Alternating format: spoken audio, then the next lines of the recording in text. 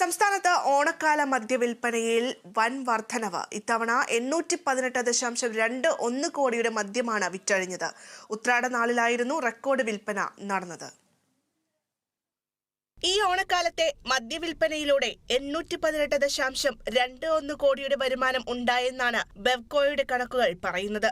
September 6 മുതൽ 17 വരെയുള്ള കണക്കാണിത്. കഴിഞ്ഞ വർഷം ഓണക്കാലത്ത് 809.25 കോടിയുടെ മദ്യമാണ് വിറ്റഴിഞ്ഞത്. അതായത് ഇക്കൊല്ലം 8.96 കോടി രൂപയുടെ അധിക വിൽപ്പന നടന്നു. ഉത്രാടം വരെയുള്ള 9 ദിവസം 701 കോടിയുടെ മദ്യം വിറ്റഴിച്ചു. എന്നാൽ കഴിഞ്ഞ വർഷം ഇതേ ദിവസങ്ങളിൽ 715 കോടിയുടെ മദ്യം മാത്രമാണ് വിറ്റഴിച്ചത്.